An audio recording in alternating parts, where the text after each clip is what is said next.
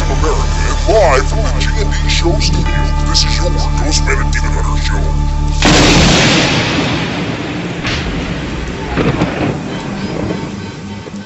Doesn't that sound exciting to you?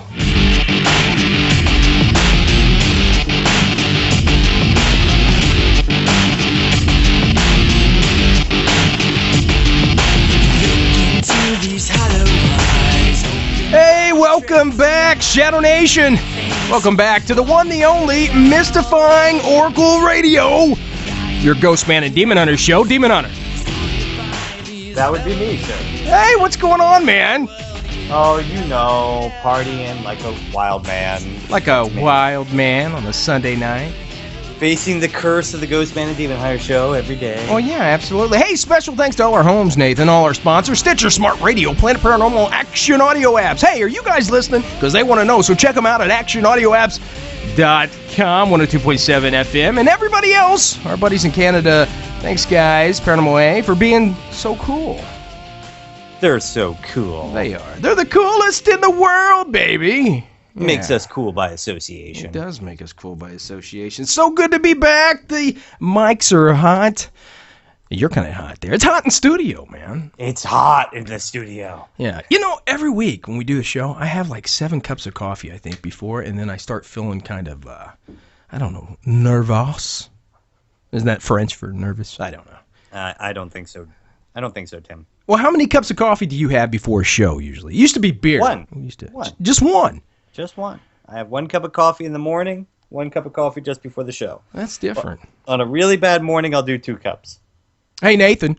Yes, sir. I want to remind everybody, all the newcomers tonight, don't know why you'd be joining us for the first time, but we've been on the air for 9 years, guys. Make sure to get in chat. Don Wildman, right, Nathan, comes on. Yes, sir. We start at 7, guys. If you're not familiar with the layout of the show, it is the Ghostman and Demon Hunter show. I said show. And we are the Mystifying Oracle Radio. For the first hour, from 7 to 8, we do our shtick, our comedy, our strange and weird stuff. We do the strange and weird news. And then Donnie Boy, Pretty Boy, comes on 8 to 8:30. So just to let you guys know, last time Don stopped by. This is for you Don William fans who stopped by last time, listened for the first hour, and posted, I've been listening to these guys for an hour. Where's Don Williams? Or Don Wildman, yeah. Don Wildman. Oh, my Williams. Gosh. Oh, wow. Curse of the G&D show. Started the drinking game already. Hey, you know what? Special thanks and happy Mother's Day to all our mamas of the Shadow Nation. We love you, ladies. Thanks for being so cool. This show is dedicated to you tonight. We bring you Don Wildman. What do you think, Nathan? Mother's Day. I think every mom is wishing we'd stop by their house with Don Wildman. Yeah, well, they'd have us wait outside. We can't watch. You can stop by and bring Donnie Boy, but yeah, we can't stay by. But anyway, guys, happy Mother's Day. It's not easy being a mom. I don't know. I'm not a mom. It's not easy being green either. It's not easy. Do you remember that, Mr. Yuck stickers? Yes. I was talking to kids this week about it, and they don't have Mr. Yuck. They do not have Mr. Yuck. What's the equivalent now? There is no equivalent now. There's just that kind of skull and crossbones thing now. We had Mr. Yuck. Yeah. You know, you can find Mr. Yuck commercials on YouTube. No, you can't. But they're really bad. Like somebody was filming a Saturday morning cartoon on their VCR, and now 40 years later they plug it in, and they've got Mr. Yuck on there, but it's all messed up, and I don't know. Well, anyway, you know he was called Mr. Yuck, Y-U-K. Mm-hmm. Did you know that? Yes, I did. And he was to promote poison prevention. Where did he come out of, though? Who made Poison Mr. Control? Yuck? Yeah. Pittsburgh Poison Center came out with that. Mm-hmm. Did your mom and dad? Know that. Didn't we watch that in school? I never did, but I was. Mr. Yuck. Yeah. He's green. Mr. Yuck is mean. I remember that. Yeah, absolutely. Anyway, guys, if you just joined us, you should have checked out last week's guest, man. Oh, my God. We had Boba Fett. I always say Bobo, but it's Boba. We had him on last weekend, and wasn't that awesome, dude? Oh. Come on. It was, he came on. He was one of the original guys of the Star Wars trilogy. And, of course, he died. Jeremy Bullock. And he came on the show, man. And he is stoked. And you were trying to pump him for info on The Force Awakens Star Wars. I couldn't believe you. I was trying to pump him. You were. You were pumping him. Yeah, it was. He was there. My best friend asked me, you got to ask him. You got to ask him. Yeah. You were like, so, are you going to be in it? You weren't pumping. You just point blank said, so you're going to be in it, right? You know, for our topics last week, we were hitting on some interesting things like fecal matter and beards and stuff like that. Yeah. And apparently my godson was listening to the show because he wanted to hear Boba Fett, and he turned to my best friend and said, Daddy, when are they going to talk to Boba Fett? They're just talking about poop. Well, that's what we do. I remember you said that we were cracking some off-colored, Yep. type stuff. I stopped to visit them yesterday when I went to visit my mom for Mother's Day. How'd that go? That was wonderful. But I did get a talking to about all the poop talk in front of my godson. Oh, the poop talk. Well, this is adult entertainment, dark entertainment radio, guys. We keep it pretty clean, though, for you guys who just joining us. It's like a clean version of Howard Stern for the first hour. Some guy said anyway. But before we get into all that, Nathan, what do you say we do tonight's guest? Tonight's guest. Yes, it's a big one. That's what everybody's waiting on. Are you ready for it? I'm always ready. Am I ready? Well, tonight's guest. Some people call him the real-life Indiana Jones, known by most to be a professional adventurer. He is an American actor, but known for his work as the host of Travel Channel's Mysteries at the Museum, Off Limits, Weird Travels in Cities of the Underworld, plus much, much more. Mr. Don Wildman stops by studio tonight, guys, to talk all things Wildman. This will be his second time at the Mystifying Oracle Radio, and he's going to stop by to give us some exclusive insight on the real life of the Wildman. What do you think about that, Nathan? You nervous? I'm so nervous. You're so nervous. Anyway, I'm a nervous Nelly. He's awesome. I can't believe we got Dono back, but he is going to be here tonight, ladies. That's our special Mother's Day gift to you. Mr. Good-Looking himself, Mr. Don Wildman, Weird Travels, Mysteries of the Museum, stops by studio. Just want to say one thing to a friend I have out there who's waiting to hear Don. Yeah. No, Michelle, you may not have his phone number. Anyway, Don Wildman. Yeah, everybody, I remember last time we had him on, and we have so many big guests. Walking Dead, Star Wars, the top shelf of paranormal, supernatural, you name it, alien topics, the researchers, they come on the show. And when we had Don come on, we're so used to having these big guests, we didn't realize that our server would almost crash from the women who tuned in. So and I'm sure they're going to be tuning in tonight, man. But that's for you, ladies. We love you mothers out there, and we got Don to come by. So we're going to get him to say Happy Mother's Day. We got a bigger server, so we're better off now. Yeah, we did. Hey, I wanted to remind everybody, Nathan, we do a lot of good charities around here. We back a lot of different things like breast cancer awareness, ladies. Make sure you go get that stuff checked out. And, of course, one of our newer ones that we start doing this year, the SYL Project. You might be saying, what's that, Ghost Man? Is that what you're saying, Nathan? That's exactly what I'm saying right now. Well, I'm going to tell them right now. The SYL Project, SYLproject.com, guys. Share some love today. It's is it a not-for-profit? It's a non-for-profit organization. It's a non-for-profit organization. Yes. That provides everyday and special need gifts to people dealing with cancer and in need. So do some good, folks. Go to the SYLproject.com, guys. Donate some money today. If it's $5, $1, whatever. Help spread some cheer, some love to people who need it most. SYLproject.com. There you go.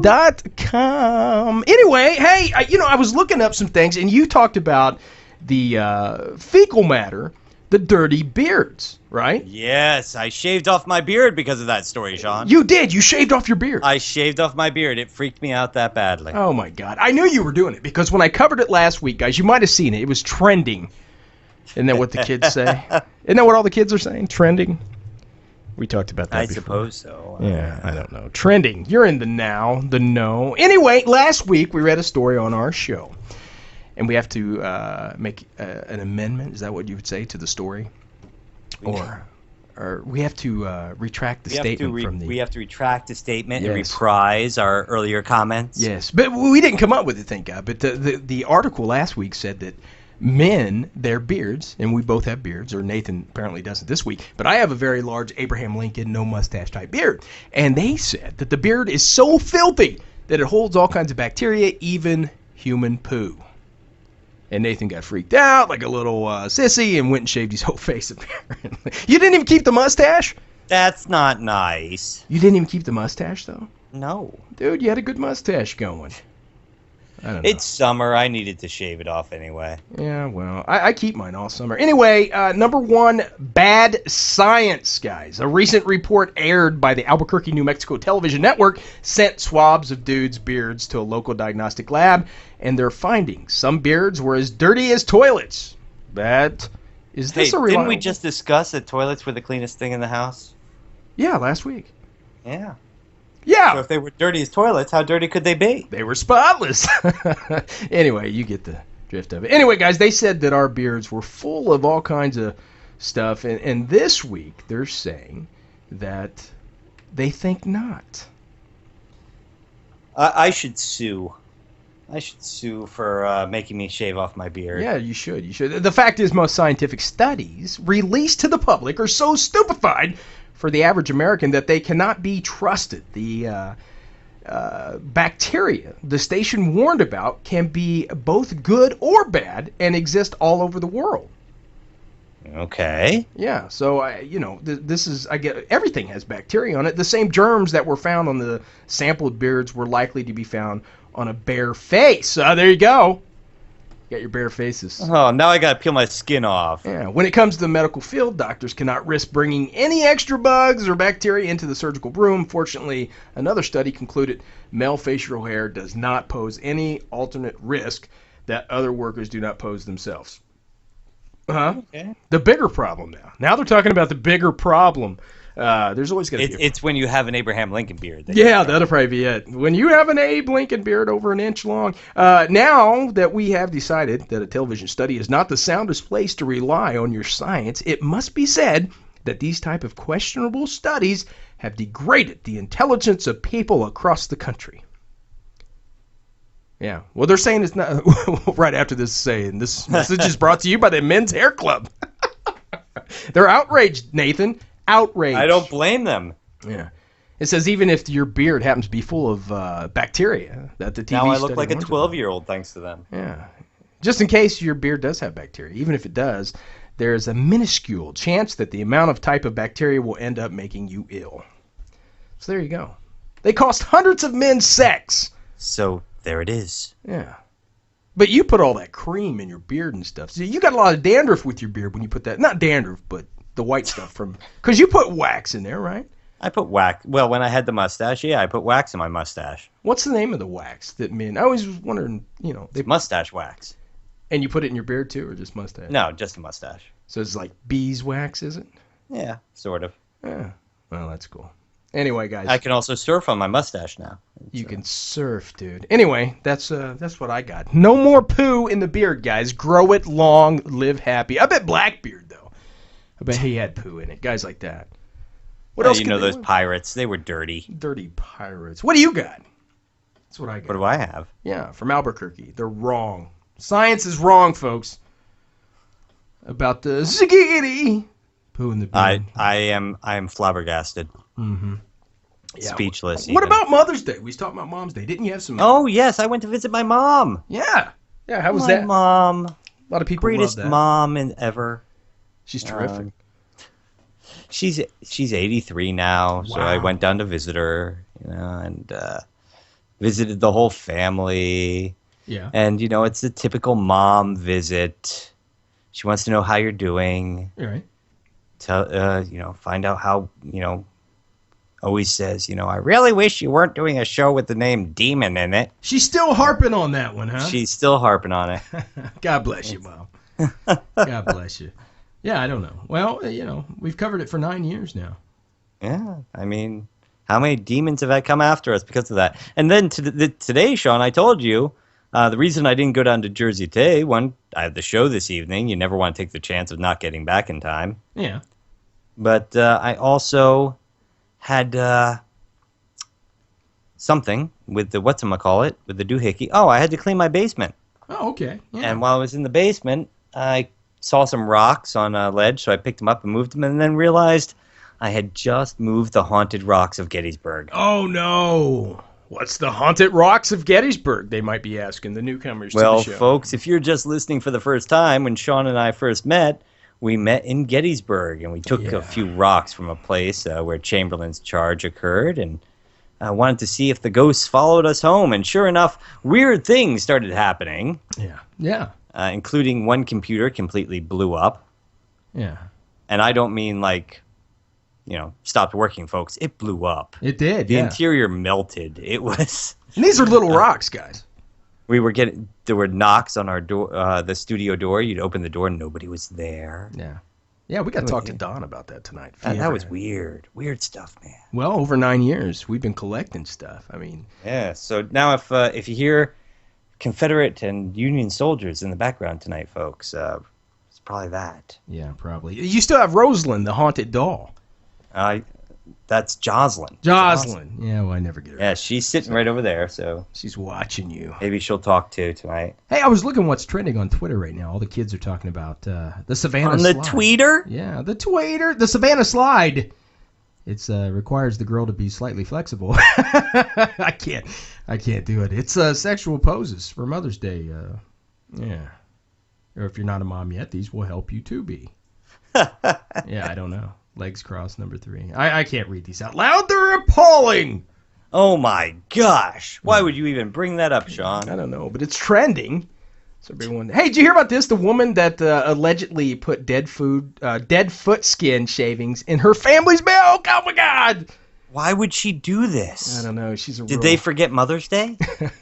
Well, let's read on. A Maryland woman, guys, was arrested on Wednesday after allegedly... That's out your way. Oh, my God. Yeah, she was arrested on Wednesday after allegedly serving milk to family members contaminated with dead skin shavings from her feet. Oh, that's the Southern Maryland Newsnet reports. That was some bunion milk. According to the court papers, 56-year-old Sarah P. Schrock had given her 2 victims milk around dinner time when one of them began to choke and coughed up what looked like dead human skin. Oh, my God. The family member... claiming it was an accident? I mean, I'm getting nauseous just thinking about this. Yeah, this is bad. Family member Jessica Hurry also gagged. Court papers state, and a witness found dead skin shavings in the milk after pouring it into a strainer. Hurry told police that the suspect has dry feet because of diabetes and that she has trays in her room with the same kind of dead skin shavings that had come off of her feet, according to a statement of probable cause filed by the deputy. When confronted by police, Schrock reportedly denied having any involvement with the adulterated milk. Schrock now faces charges of food contamination, second-degree assault, and failure to comply with a court order, having previously been instructed to have no contact with Hurry. So why were they having dinner with her? Did she Mother's Day? I don't know. Did she kidnap him? No, I don't know. It's just wrong, Sean. It's just wrong. That's bad, dude. Oh, God. I don't know, man. There's some strange cats out there. Yes, there are. She might be listening to the show now. Hey, I found something interesting. Each week we try to cover different types of, fun facts and, top 20 movies and blah, blah, blah, blah, blah. You know what I'm saying? Do you know what I'm saying? Are you there? I know what you're saying. Same page. 10 debunked scientific studies that would have made life awesome. Huh? You might be asking me, what are those, Sean? I was just about to say, what are those, Sean? I'm going to tell you. Number 10, guys, coffee gives you the ability to see dead people. That would have made our jobs much easier. It would have. In 2009, UK tabloid The Daily Express ran a story, apparently, that turned caffeine into an M. Night Shyamalan movie. According to them, scientists had claimed that too much coffee can make you hallucinate and sense dead people. By drinking as little as 7 cups a day, it was possible to put yourself into a hallucinatory state whereby you could contact dead relatives. Now, how many cups of coffee did you say you used to drink before the show, Sean? Well, I just, today I'm on the 4th, and I see no ghost. No Casper in the room tonight, man. That wasn't already here. Sean sees coffee people. I see dead people. While the Express focused on the supernatural aspect of the study, plenty of more respectable outlets still talked up coffee's ability to give you an LSD-styled head trip. Have you heard that? No. Wow.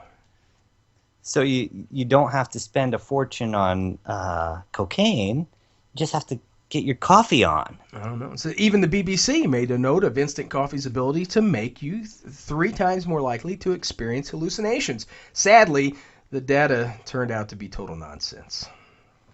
Yeah. Well, it says coffee's some pretty ordinary stuff, actually. But that's crazy. Anyway, number 10 was that I can't believe that people would believe you would see dead people. You know what I mean? I see dead. Yeah, but that kid was too young to actually see dead people. Well, that's why he was so short. Yeah. He was young. He was just drinking a lot of coffee. Here's number 9 for you ladies out there. Giving blowjobs makes women happier. No. And they proved that study, right? Yeah, well, let's see. It could be. I always thought that. In 2012, science handed frat boys their dream pickup line. A survey of 293 women had revealed that... hey, baby, want me to make you happy? Hey, baby, you look like you need cheered up. Anyway, they out of 293 women, they revealed that semen had pronounced antidepressant qualities, which news sites helpfully reported under the headline, "Blowjobs make women happier." Although the study itself hadn't focused on oral sex, it still seemed a viable conclusion. One guaranteed to give every man in the land an impossible to shake smile. At least it did for a short while. Almost no sooner had the story broken than other articles began to appear utterly debunking it. Huh? That's horrible, Sean. There's got to be so many haters out there. Just give us this. Why did they have to go and ruin it, man? Why? Study focused on unprotected sex rather than oral, while women who had unprotected sex were slightly happier than those who didn't. There were plenty of other interpretations that didn't rely on, all that stuff. Anyway, guys, it's BS. Eating chocolate, number 8. Eating chocolate can win you a Nobel Prize. Did you hear about this? I won my first Nobel Prize in grade school because of that. Hershey, Pennsylvania. Everyone loves chocolate, and everyone loves the idea of becoming important while putting in zero effort. In 2012, those two strands collided in a scientific study which claimed that per capita chocolate consumption was directly linked to how many Nobel Prize winners a country produced. Yeah, it was such a tempting idea that news sites like ABC ran with the headline, "Can eating chocolate be the key to winning the Nobel Peace Prize?" and claimed that chocolate boosted brain power.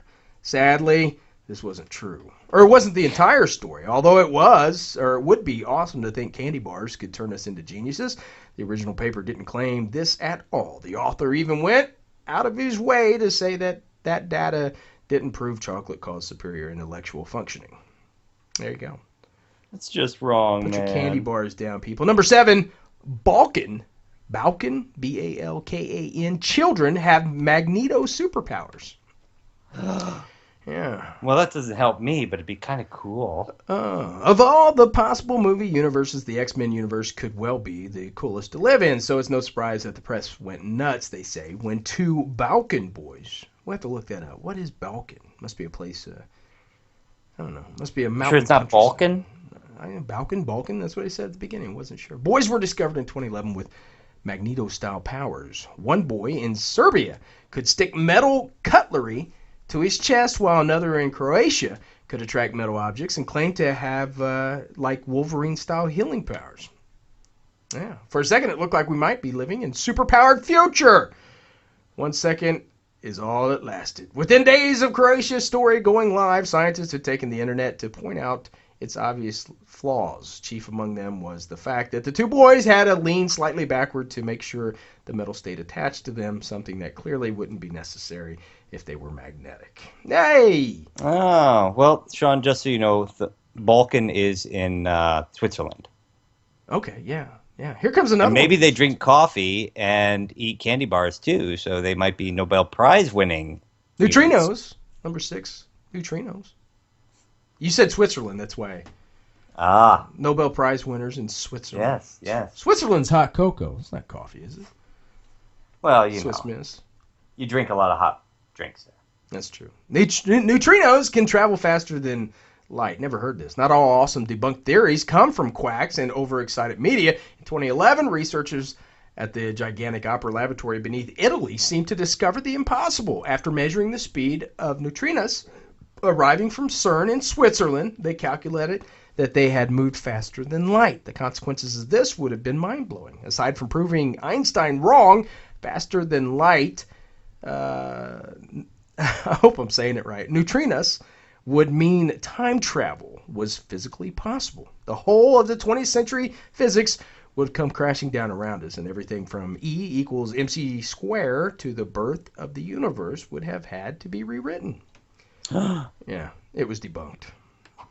Hold on, yes, that was here's good. Junk food could end obesity. I heard about this. Can we combine junk food with neutrinos? Because there's nothing like decayed radioactive particles in junk food. Junk food makes you skinny at the speed of light. Most people's we should come up with our own. Yeah, most people's dream would be eat whatever they wanted without ever getting fat, Nathan. Yeah. Not me. Yeah, you want to get fat. So when The Atlantic published a scientific article by former professor of statistics David H. Friedman titled How Junk Food Can End Obesity, the world set up on its flabby haunches to take note. In the article, Friedman argued that many unprocessed foods are less healthy than processed foods, and that by eating processed foods, we can lead a healthy, skinny life. That was, of course, debunked. Sorry, folks. Put down the cheaps. Here we go. Number 4. I'm going to run through these. Number 4, reading helps you lose weight. Study found That's not true? No. Study found that actually, if you just read and don't eat while you're reading, you could possibly, not gain any more. But, no, it doesn't. Debunk. Number 3, ancient Britons had GPS. I don't believe it. Well, who knows? The idea of ancient civilizations, well, apparently these guys do. Ancient civilizations owning futuristic tech is objectively awesome. Who wouldn't want to discover a jetpack or spaceship from the 3rd century BC? This desire was taken to extremes in 2010 when the newspaper jumped all over research by Tom Brooks that appeared to show that ancient Britons had their own form of GPS by plotting the locations of prehistoric monuments across the country on a map. This, too, was debunked, and these were nothing more than to line the landscape and show sundial. Number 2, pixie dust helped a man regrow a finger. Don't we have to prove pixie dust is real before, talk about its healing powers?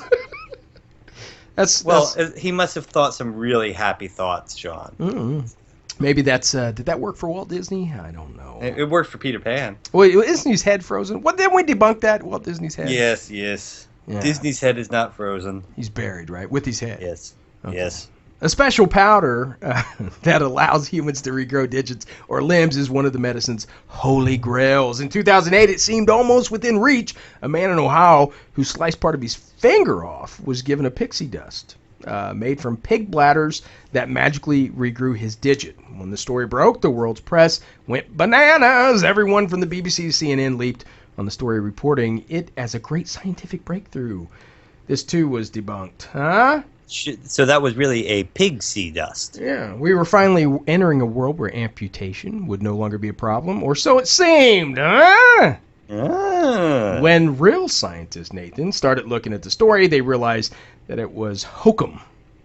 Hokum? That's a big word. I like that. Hokum. That's hokum. The missing bit of finger hadn't included a joint, the entire nail bed, or anything that wouldn't grow back of its own accord. It also turned out that the story had already broken twice previously, each time hoisting a generous helping of publicity on the company behind the pixie dust. Finally, the key ingredient, you ready? The key ingredient in the magical pig bladder formula was...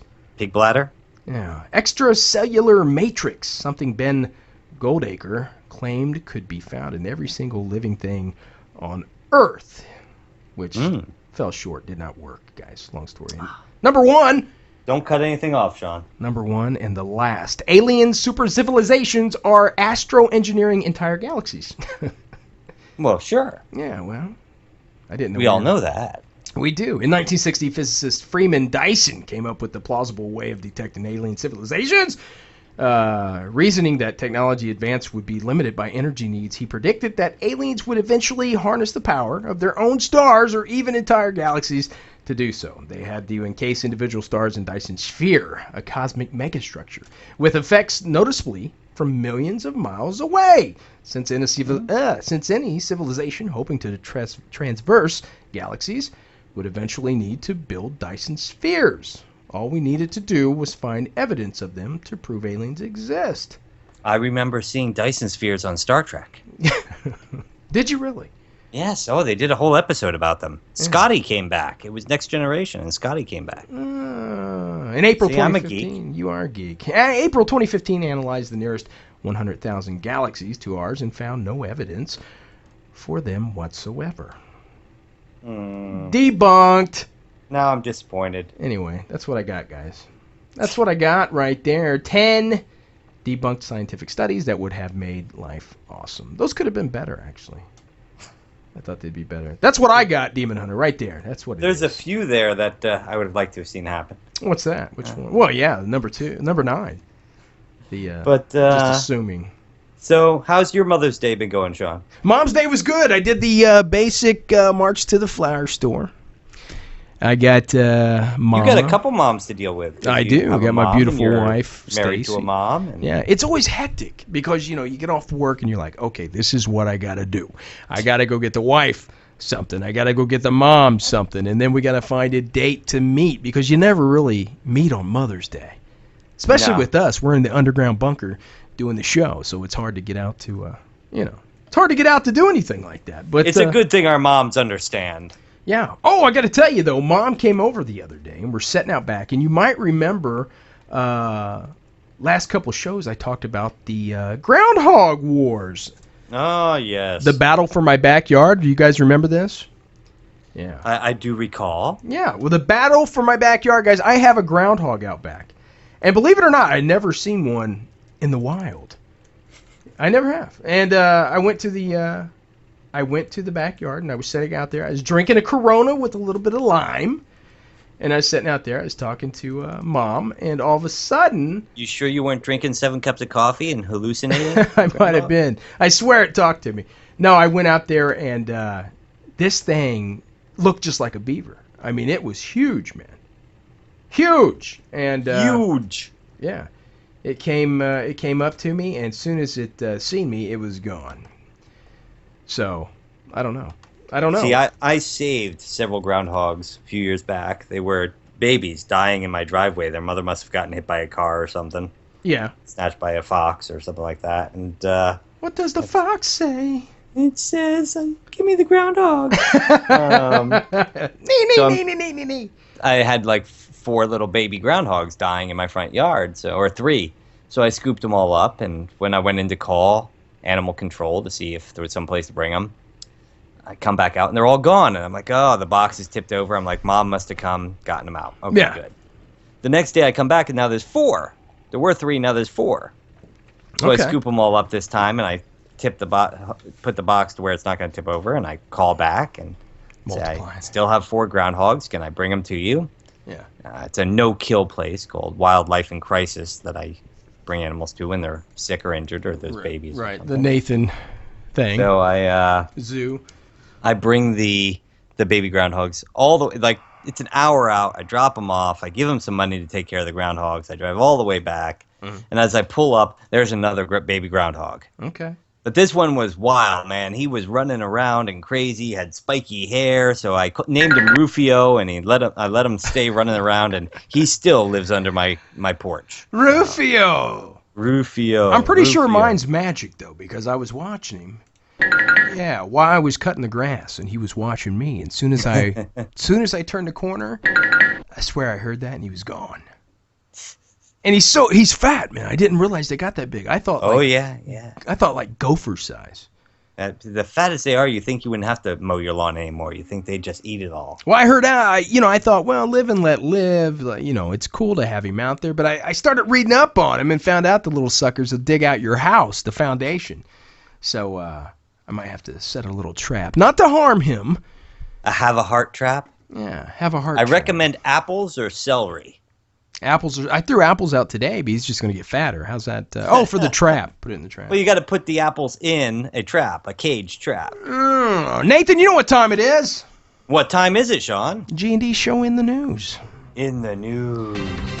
It's always fresh. It's always exciting. It's strange and weird, and it's straight off the G&D show vaults. And it starts right now. Bang, bang. That's right, folks. It's time for G&D in the news. That's weird news that Sean and I pick right out of the paper because we like the titles. Yeah. That means we haven't read them yet, and we're going to make a lot of mistakes when we read them. That's where the G&D drinking game comes in. Every time we make a mistake, you take a drink. So get your drinks ready because we're going to have some fun ones today. Of course, we recommend that if you're listening to this while driving in your car or planning to do anything important this evening, please listen responsibly. What about the bell? Oh, yeah. I don't have my bell with me tonight. What are we supposed to do for bells? Tubular bells. You're in charge of the bell tonight. The bell, guys, is when you hear it, you have to take a drink. And usually, I don't know, it goes up to 3 maybe? I don't think we've ever went past 3 bells. At one time. We've had stories where we've had 3 bells every 5 seconds, but... Yeah. Bells, 5 seconds. A lot of drunk people. So do you got the first story tonight, or what's going on? Why don't I read this first story? It just jumped out of the page to me, Sean, and I have to read it because it's from Huffington Post, and apparently a cop sues Starbucks after spilling a free cup of coffee on himself. This has happened. They gave him the cup of coffee, yeah, and he spilt it. Now he's suing them. A North Carolina police officer is suing Starbucks for $750,000. Okay. After he spilled a free cup of coffee in his lap and burned himself in 2012. Oh. In testimony on Wednesday, Matthew Corr, a lieutenant for the Raleigh Police Department, told the jury, "I don't know. I have a drink, folks. I didn't know it was that hot." Okay. I do want to remind you, Sean, I told you just before I started the show, I broke my glasses. Yes. Here's our... Reported ABC News. Cord said that he spilled the coffee and it caused third-degree burns, which aggravated his Crohn's disease. Okay. Caused anxiety and sleeplessness and led to the loss of intimacy with his wife, according to ABC. She should be the one suing him. I know. Well, she's probably happy. Who knows? He said the pain of the accident. Yeah. Folks, precipitated a whole host of health problems. Right. And he eventually needed surgery to remove the scarred area. And the stick from his bottom. Come on, man! It's a cup of coffee. $750,000, Sean. I'm just reminded of that. Apparently, it says here that he said that he thought it was worth a $10 million settlement. Okay. Don't you just remember that that incident with the woman who spilt the cup of coffee on herself at McDonald's, and so all the cups have to say "caution hot" now. Right, and she won, right? She won, and I remember Robot Chicken did a spoof on that, where a woman was just sitting in a McDonald's and she went to pick up her cup of coffee and the top popped off and it spilt down her front, and she just pauses for a second and you just hear her go, $10 million! $10 million? I don't know. I think I'd take... Would you take a burn to the groin for $10 million? I would. $10 million? Yeah. I'd take a kick in the groin. A baseball bat to the... Hey, I got the next story here. Bunny Ranch sex workers endorse Hillary Clinton for president. How did I know you were going to go for that one? I like the Bunny Ranch. Did you used to watch that on HBO? I saw a couple episodes of it. The girls had very large personalities. Yes, they did. They were... yeah. They had very big ideals. Large ideas. Anyway, Bunny Ranch sex workers, guys, endorse the Hillary Clinton for president. Thanks, guys, to the Huffington Post. That's where the story comes from. It's still extremely early in the 2016 presidential race, but Democratic hopeful Hillary Clinton has just locked up one constituency. Really? Yes, I'm going to go on with this one. She's won the support of the prostitutes, you can say that, the prostitutes, at the Moonlight Bunny Ranch, a legal brothel in Carson City, Nevada. I wonder if Hill's happy about this one. I'm sure Bill is happy about it. I don't know. They've launched a Hookers for Hillary campaign. I'm not kidding, man. Hookers for Hillary. You're going to see crazy things. They're going to show up at rallies in bikinis, bunnies for Hillary. They're going to push the issue and stir it up, because when you stir it up, you get people thinking and looking at it. That was a direct quote from one of the... Yeah. That's what they're going to be looking at. Yeah, that's what they told the... wow, you see this picture. Hookers for Hillary. Anyway, that's what they told the Daily Beast. The bunnies who are featured on the HBO show Cat House said in a news... See, that's what we should have done with our TV show, Cat House. We should have went to the Cat House and investigated. Didn't we recommend that to our producers? Well, we tried. Saying Hollywood thinks they know everything. Said in a... the Cat House people said in the new release that their support for Clinton comes down to 4 issues. You want to hear them? Sure. Protecting health care reform. Foreign policy experience. Nobody's reading this off cue cards, are they? Support for agencies that protect public health and the prevention of a return to supply-side economics. The bunnies recognize that thriving economies are built from the bottom up, where the vast majority of their clients originate. That's what the bunnies said in a statement on Thursday. Anyway, there you go, man. The bunnies are getting involved in politics. They're getting in on the tail end. I don't know. And then there's another story. Why are increasing numbers of college students turning to sex? But that's not in our news lineup, guys. Maybe next week. Give you a treat. Hey, Sean, TV station refuses to comment on UFOs over San Diego. Again in San Diego. Huffington Post, when several callers phoned the San Diego NBC News affiliate on April 28th, the station have a drink. Yes. Captured this unusual, colorful grouping of lights. Yeah. Over San Isidore? Yeah. Okay. Drink up, anyway, just in case. Have a drink anyway. Close to the U.S.-Mexico border. Oh. Some said they appeared to be red and blue, green, and they kept flashing and changing colors. Some who saw them say that the lights didn't seem to move like the ones planes use, or a drone. Right. According to the station, we put in calls to the military.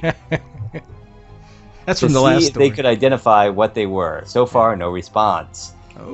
It wouldn't be the first time that UFOs have been reported to a local military base around San Diego. Previously, classified government documents under the Air Force former Project Blue Book UFO study show how San Diego's military has seen its fair share of UFO reports. Oh, yeah. Regarding this most recent... go ahead, have a drink, folks. Regarding this most recent case of odd lights in the sky, the TV station itself has stopped reporting after UFO researchers and the Huffington Post called asking details of the event. Yeah. They've come to back Hillary Clinton with the hookers. Aliens and hookers to back Hillary Clinton in the 2016. Yeah. Aliens. Scotty, makes Bill want to get back into politics, doesn't it? Yes, the Scotty, beam me up. Yes, beam me up, Scotty. Anyway, last story for me, Demon Hunter. Fairy photographer. I want to believe. Huh? Yeah, this has never been done before in history. Is this is this a flight of fancy or just a fly out of focus? Photographer Lisa Wildgoose, I'm not kidding, says she wants to believe that this photo she recently took shows a real life fairy. Even if she knows. A wasp to me, but okay. Yeah, well, she said even if she knows better. The mother, too, who works as a photographer, apparently she. Let's see here. Apparently she doesn't believe it. Based in Northampton, England, wrote in a Facebook post that she was baffled when she discovered she had taken a photo of what looks like a small winged creature. Looks like Tinkerbell to me. I can see shoes on it, hovering in the front of a flower in the woods on May 3rd. Man, she's got a great lens. Yeah, it does look like a mosquito from a distance. but looks like it's got tap dancing shoes on. A mosquito with tap dancing shoes. When I got home, I put the photos into the Lightroom and was flicking through when I found this. I have a few different shots of this blue bell, but on this one, there is a UFO. The girls and I think it looks suspiciously like a suspiciously drink, guys. I can't believe I messed that up. Tongue-tied. Tongue-tied. Like a fairy, she wrote, can anyone identify what insect this may be before I think I've really lost my plot? That must mean mine in the UK. I don't know. Wild goose. Hey, Sean, maybe she had a granola bar, because I was just reading, too, how a woman in San Diego was eating a granola bar and a little package with dollar signs fell out. Oh! So, turned out to be full of cocaine. What happened? Did they arrest her? She thought it was a prize, like with Cracker Jacks. She turned it into the police on March 18th, and they determined the bag was cocaine. Police are currently investigating to see how it got in the granola bar. Oh wow! These are the best. This is the best. This is the best granola bar I've ever had. Now, wasn't it? Why are my teeth numb? Wasn't it a fact, or it's a rumor, right, that they put cocaine in Coke at one time back in the day? No, it was originally made from coca. Coca, okay. And coca is what cocaine comes from. Yeah. And it was sold as a health drink. Okay, but it didn't. And cocaine was used to treat different ailments, because it made pain go away. Okay, I can see that. I can see the whole pain thing and the coca leaf. So people would drink Coke and the pain would go away. So the doctor would prescribe drink you'd have Coke. a lot of energy. Yeah, be like, I got a headache. Go get a case of Coke. So could you die from drinking a case of Coke back then? I don't know if you die from that. Your stomach might disappear. But, ooh, yeah, the lining of your stomach. Yeah. Oh my God. Anyway, guys, that's the. If you don't have the news. Anything further, Nathan, that's in the news. You're right. How did you know that? I'm just clever like that. You're so sharp. Anyway, these news stories are getting weirder and weirder every year. I was going to read the Animal House, Fat at Dartmouth. Is that where they filmed the original Animal House? I guess that's where they filmed the original. Dartmouth. I watched behind the scenes of that one day of Animal House, and they had said there was like a huge... Did you hear this? There was like a huge fight on campus between the actors, John Belushi, all those guys, and actual students. Yeah, they used to go out. They had to clear the set most nights when the stuff was going on. Well, it is Dartmouth. That's true. Dartmouth is beneath us. Is that what you're saying? No, not at all. You couldn't get into Dartmouth. I don't think, anyway. I don't know. Do you think we could get into Dartmouth? Do you think we got the grades for it? Hey, Sean, just a hint there. The Coca-Cola comment that we made earlier, Jim in the chat room wanted everybody to know. He's in the old chat room that's attached to Ustream. He says that the Coca-Cola is why it made the world want to sing. I want to teach the world to sing. Thanks, hey, folks, Jim. Just a reminder, if you're listening to the show and you want to go into the chat room, you can find it at www.ghostanddemon.com. That's our website, www.ghostanddemon.com. That's GhostAnddemon.com. MICKEYMOUSE. No, guys, that's not really us. Yeah, he brings up a good point, guys. That's the one and only website for 9 years of archives that we've done, GhostAndDemon.com. A lot of places play our show. That's the place to go for the updates and the archives. Only one! The mystifying Oracle Radio. Demon Hunter, do you know what time this is right now? I'm sensing a legend. Am I right? You are right. Do you hear that music? It's kind of creepy. Am I right? You are. Right. Guys, it's time for a G&D show, Ghostman&Demon Hunter Show, original series called Legend X, where each week, kind of like Don Wildman, yeah, kind of, without the pay, we travel the United States and the country, and we try to find you and bring you the best, latest, greatest myths, legends, and find out if there's any facts to what's going on with these mystic creatures that people see, from mermaids to the Mothman to the lonely hitchhiking ghost in Chicago. Every week we bring you a new legend. And this week's, you ready for it? I'm always ready. No, you don't sound really like that. I'm ready. This week's Legend X, guys, the Hopkinsville goblins. Hopkinsville, sorry guys. Drink up. Drink up anyway.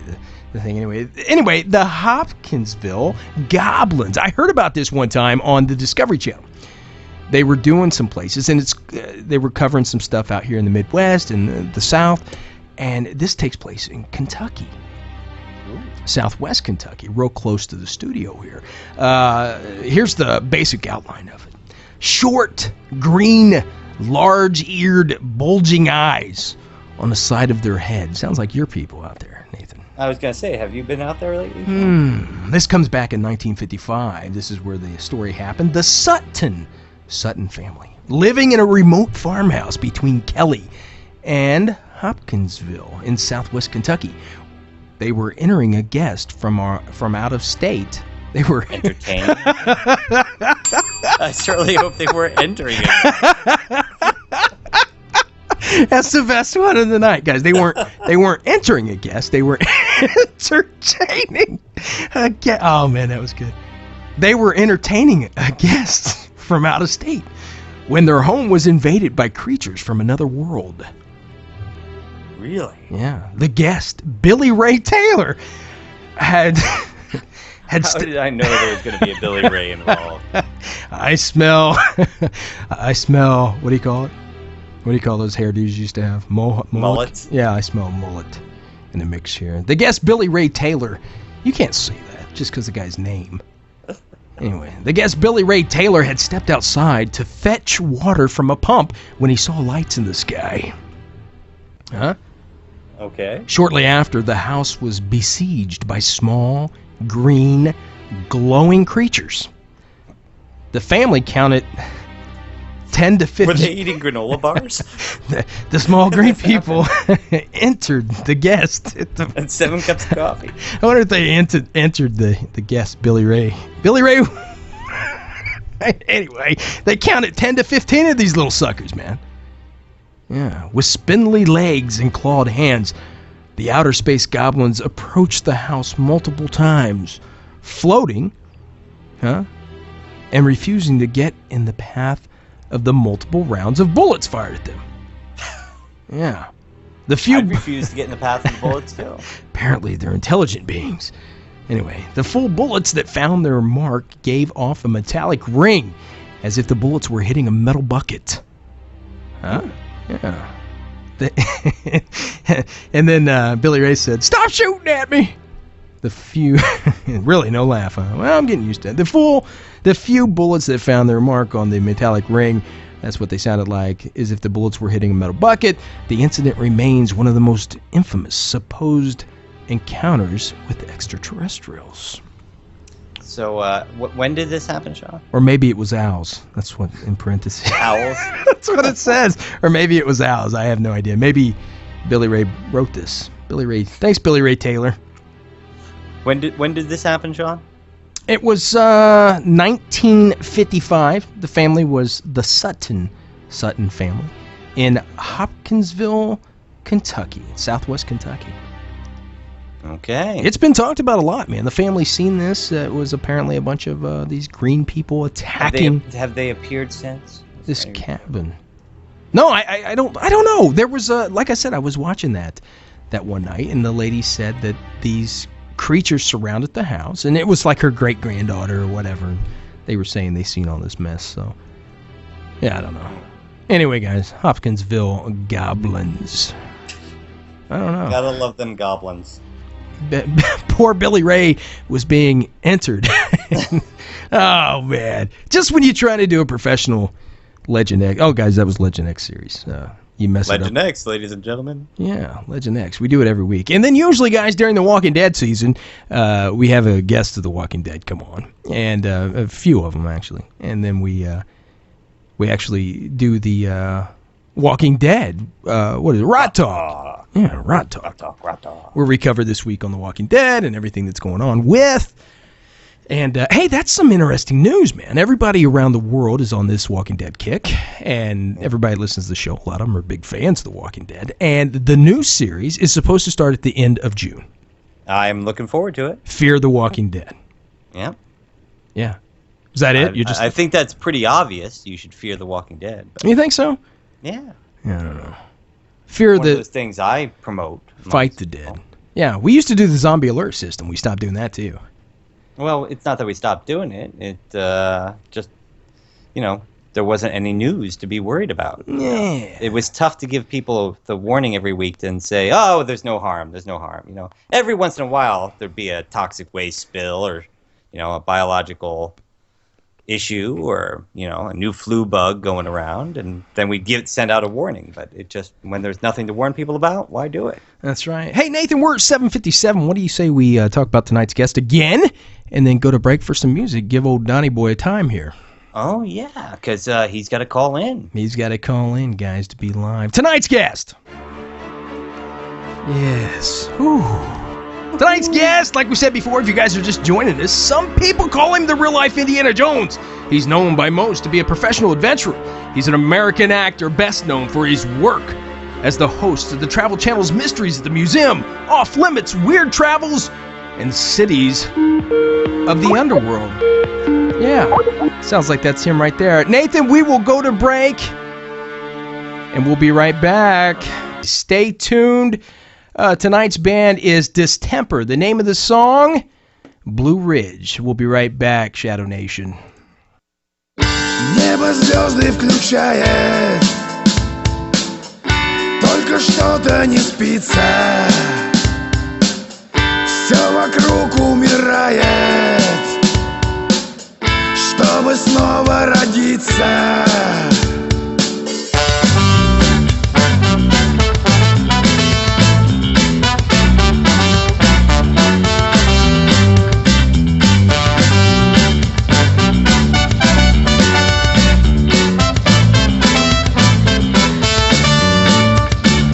Тысячи военных объектов вычеркнут новейшие карты. Вырастут цветы и деревья во дворах заброшенных фабрик. Высохнут кровавые реки, нефть заменит топливом мирным. Войны прекратятся навеки, и бездомный пес станет мирным. Может быть, тогда будет лучше этот мир. Чистая вода, города без черных дыр. Может, в тот же час небо пальцем надави, выльются на нас потоки счастья и любви. Может быть, тогда будет нечего делить, и про холода можно навсегда забыть. Может быть, тогда на другой конец земли отвезут меня волшебных странных кораблей. Каждый виновен, что мир так устроен. Каждый обязан видеть заразу. Люди микробы копятся злоба.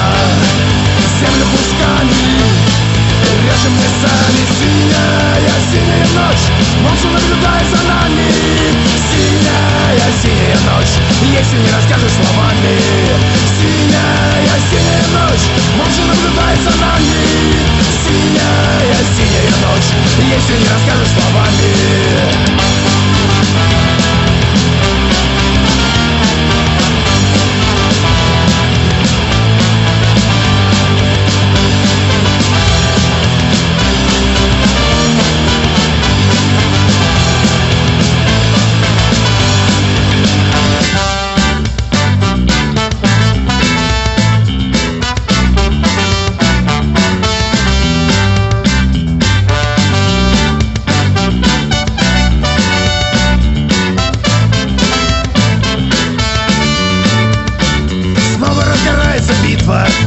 Между повседневным и вечным, армия почти позабытым, ненадолго хлеб обеспечен. Я хоть воевать не умею, как всегда попал в эпицентр. Снова жизнь повесит на шею смету за грехи и проценты. Как бы не хотел, но придется заплатить.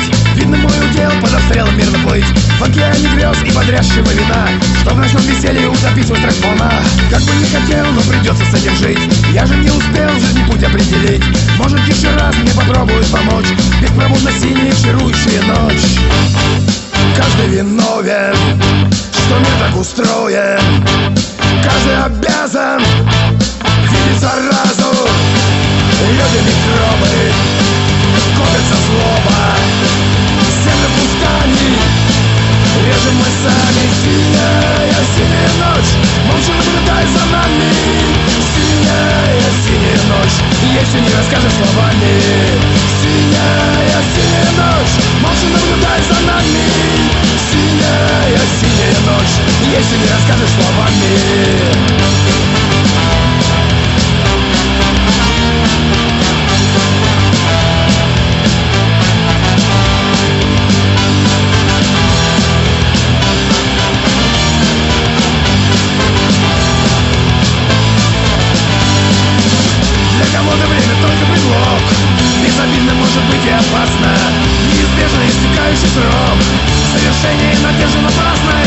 со мной вытерпеть пастой зубной и не полностью другой образ жизни, приближение мечты неземной. Долгий поиск выдающейся мысли, но почти всегда глубокий контраст между счастьем и подлой изменой.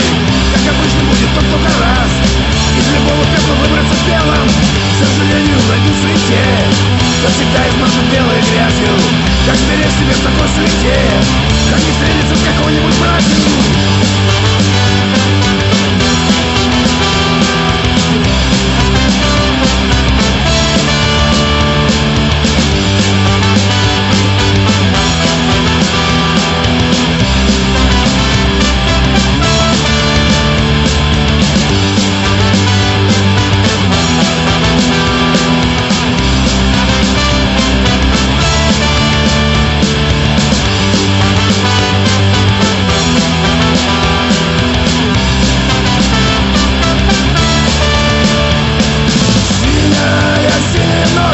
Молча наблюдает за нами. Синяя ночь, если не расскажешь словами. Синяя ночь, молча наблюдает за нами. Синяя ночь, если не расскажешь словами.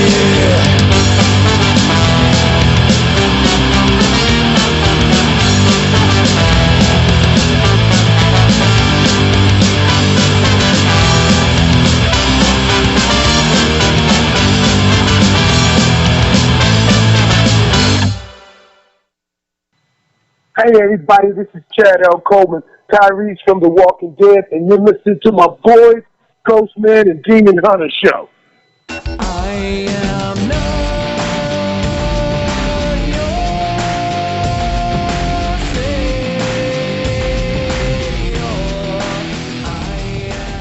Hey, welcome back, Shadow Nation, to the one, the only mystifying oracle of radio, your Ghostman and Demon Hunter Show. Tonight's guest is going to be amazing. Some people call him the real-life Indiana Jones, known by most to be a professional adventurer. He's an American actor, best known for his work as the host of Travel Channel's Mysteries of the Museum, Off Limits, Weird Travels, and Cities of the Underworld. Don Wildman, welcome to studio, brother. How you doing? I'm good, son. How you doing? Man, it's so good to have you back on. You are our Mother's Day gift to all the moms out there. And you know what? I'm visiting my mother tonight, so there you go. Oh, it's a perfect occasion for us all. Wow. Tell her Happy Mom's Day for us, Don, will you?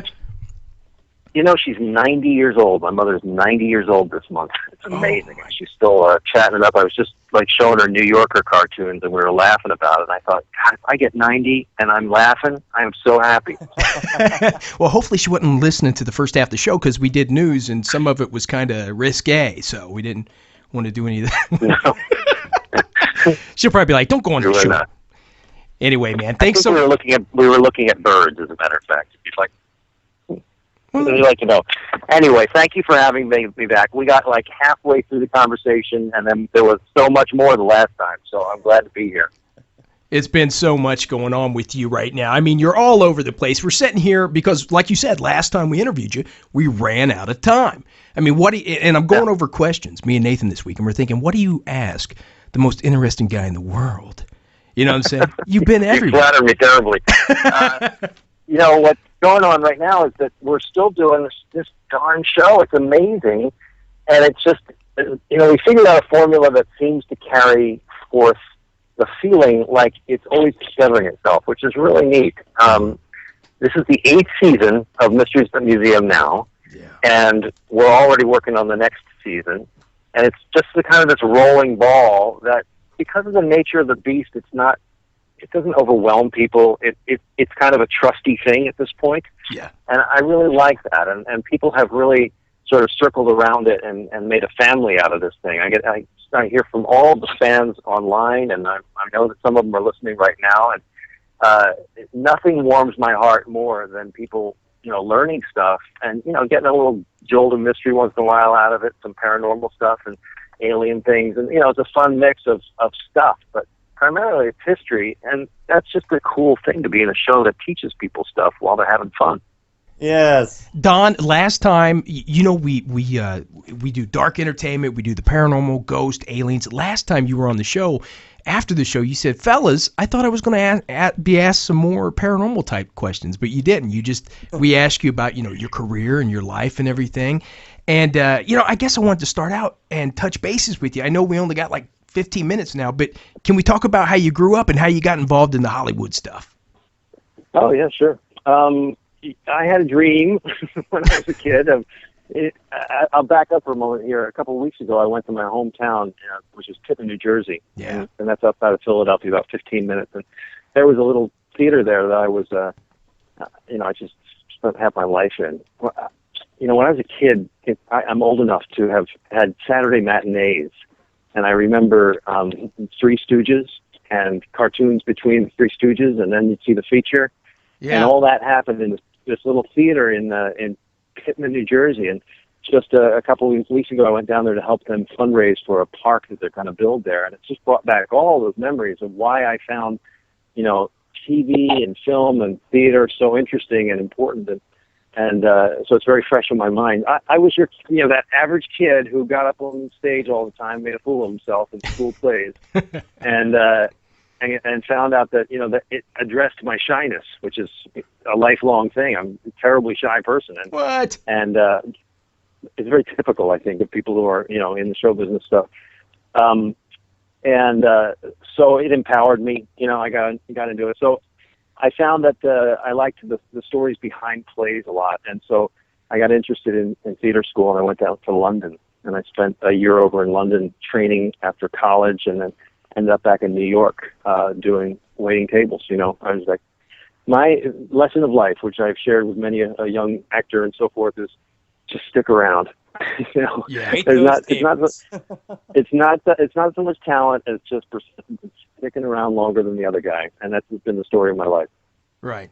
Well, I think you're going to be around forever because I think you're the only guy on TV that has hosted this many shows. I heard they're going to really good run.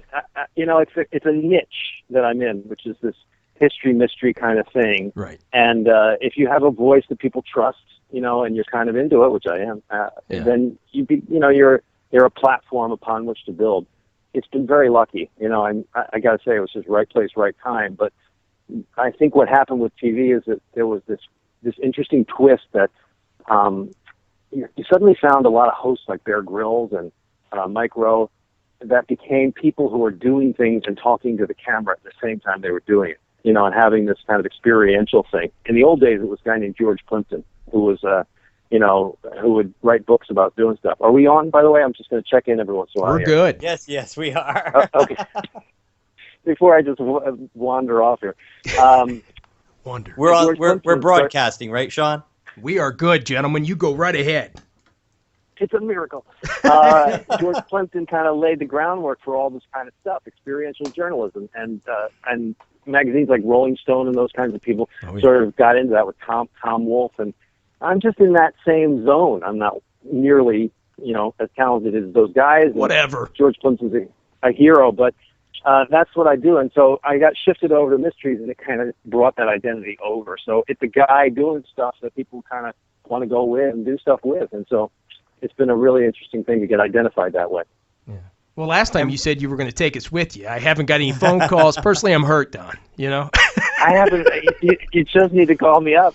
I try to actually break that barrier, and quite honestly, when I was, kid, we probably talked about this before. Jacques Cousteau was my dude, and I was watching him all the time and loving it when he was on. Right. But Jacques Cousteau was a zillion miles away. He was in France, and I was in New Jersey. Mm-hmm. And now you have social media and this kind of broadcasting and so forth, and it makes that experience of being on TV a much more accessible thing to the audience. I personally find that really exciting and really thrilling to be able to talk to people and have conversations through social media usually.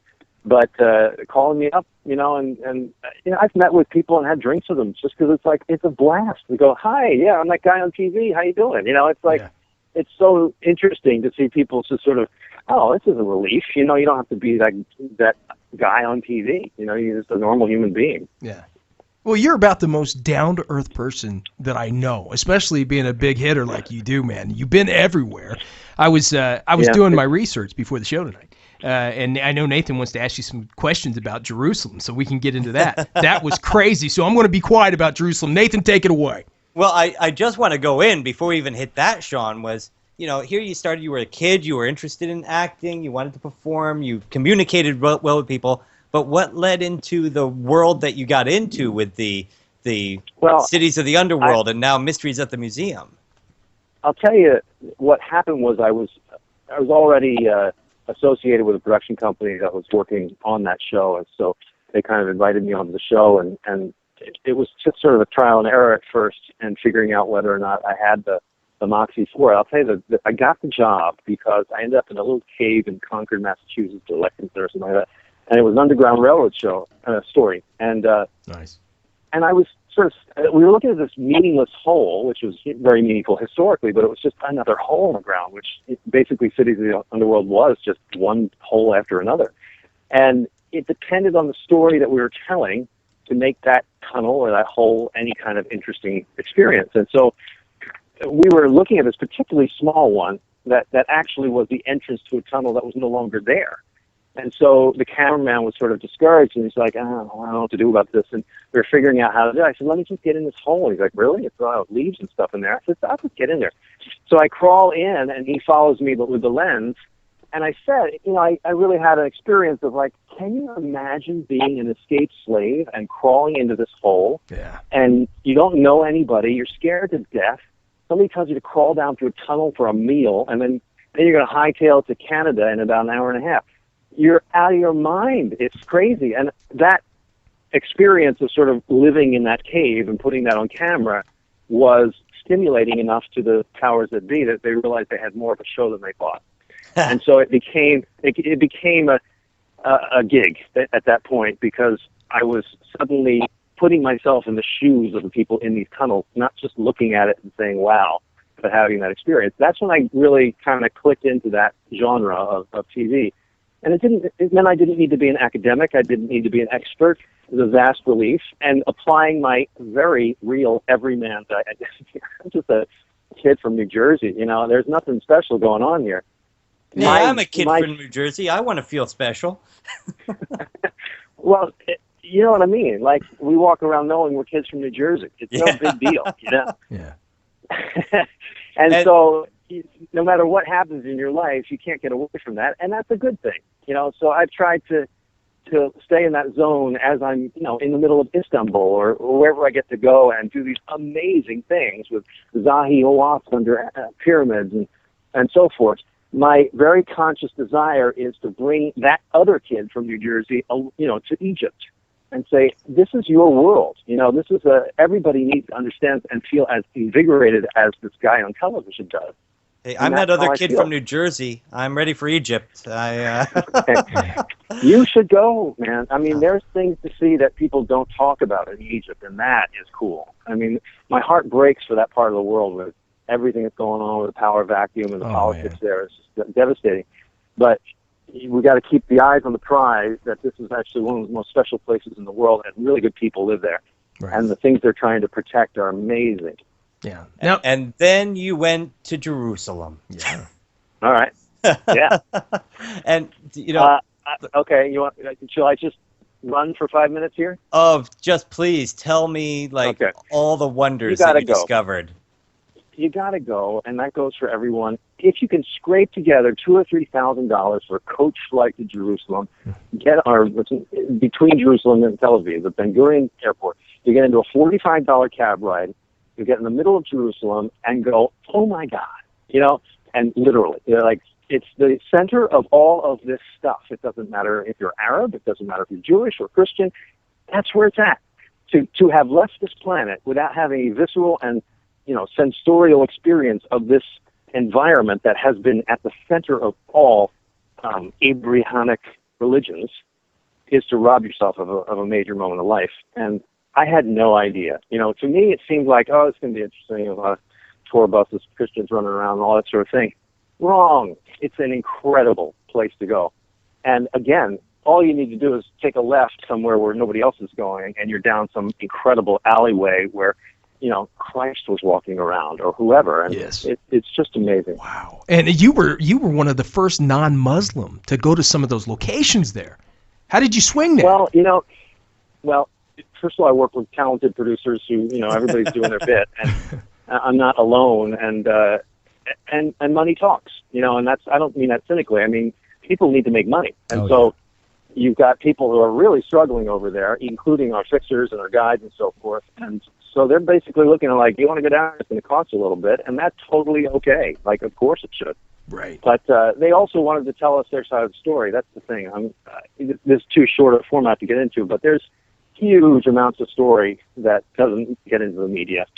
And the biggest part of the story is that there are so many good people on all sides of these conflicts. And when you get past the media and past the headlines, you're dealing with human beings who are struggling to have a good life. Oh, yeah. And you're not dealing with terrorists. You're not dealing with scary people. They're just normal people. And that's the best part of my job, is to connect with these people and help them tell their story. And it's a hugely important story on all sides. Yeah.